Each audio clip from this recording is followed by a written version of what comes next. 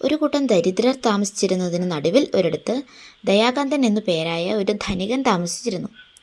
കഠിനാധ്വാനിയായിരുന്ന അദ്ദേഹം സന്തോഷത്തോടുകൂടി തൻ്റെ വീട്ടിൽ താമസിക്കുകയായിരുന്നു.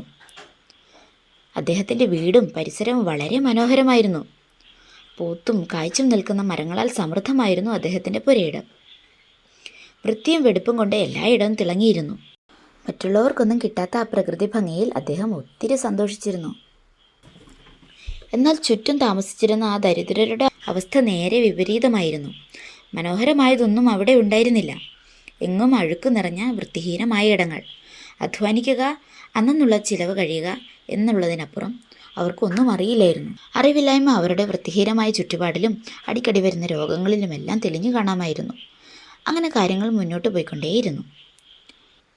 ഒരു ദിവസം ഒരു ഒഴിവ് വേളയിൽ വീട്ടുമുറ്റത്ത് നിന്ന് കാറ്റ് കൊണ്ടുകൊണ്ട് കാഴ്ചകൾ ആസ്വദിക്കുകയായിരുന്നു ദയാകാന്തൻ. അപ്പോഴാണ് തൻ്റെ വളപ്പിലെ പൂമണത്തിനിടയിൽ എന്തോ ദുർഗന്ധവും അദ്ദേഹത്തിന് അനുഭവപ്പെട്ടത്. ആ ദുർഗന്ധത്തിൻ്റെ ഉറവിടം അന്വേഷിച്ചിറങ്ങിയ അദ്ദേഹത്തിന് തൻ്റെ അയൽക്കാരുടെ അടുത്തു നിന്നാണത് വരുന്നതെന്ന് മനസ്സിലായി. ശുചിത്വമില്ലായ്മയും മരങ്ങളുടെ കുറവുമെല്ലാം അപ്പോഴാണ് അദ്ദേഹത്തിൻ്റെ ശ്രദ്ധയിൽപ്പെട്ടത്. ഇതൊക്കെ കണ്ട ദയാകാന്തൻ എന്ത് ചെയ്തെന്നോ? അവിടുത്തെ കുട്ടികൾക്ക് മരത്തൈകളും ചെടികളും സമ്മാനമായി നൽകാൻ തുടങ്ങി. ഒഴിവ് വേളകളിൽ അവരുടെ കൂടെ ചേർന്ന് അവരുടെ പരിസരം വൃത്തിയാക്കാൻ തുടങ്ങി. നാളുകൾ പോകെ അവിടെയുള്ളവരിലും മാറ്റങ്ങൾ പ്രകടമാകാൻ തുടങ്ങി. അവരുടെ ശുചിത്വബോധം കൂടുകയും പരിസരമാകെ പൂമരങ്ങളും ഫലവൃക്ഷങ്ങളും കൊണ്ട് നിറയുകയും ചെയ്തു.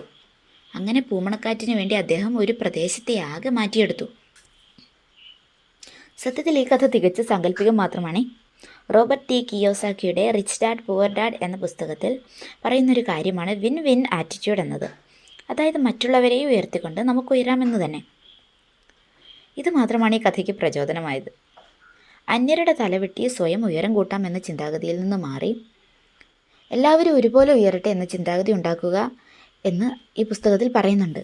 സ്വന്തം കാലിൽ ചെളി പുരളാതെ എല്ലായിടത്തും പോകണമെങ്കിൽ നമ്മുടെ വീട്ടിലെ വഴി മാത്രം മനോഹരമായാൽ പോരല്ലോ. നമുക്ക് പോവേണ്ട വഴികളെല്ലാം മനോഹരമാകേണ്ടേ? പൂങ്കാറ്റാണ് നമ്മൾ ആഗ്രഹിക്കുന്നതെങ്കിൽ നമ്മുടെ വീട്ടിൽ മാത്രം പൂമരം വെച്ചാൽ മതിയോ? കാറ്റ് വരുന്ന വഴികളിൽ മുഴുവൻ പൂമരങ്ങൾ ഉണ്ടായിരിക്കണ്ടേ? ചുറ്റുമുള്ളവരുടെ ഉയർച്ച കൂടി നമ്മുടെ സന്തോഷകരമായ ജീവിതത്തിന് കാരണമാകുന്നുണ്ട്. ഇനി മുതൽ ചുറ്റുമുള്ളവർക്കെല്ലാം നന്മകൾ ഉണ്ടാവട്ടെ എന്ന് നമുക്ക് പ്രാർത്ഥിക്കാം.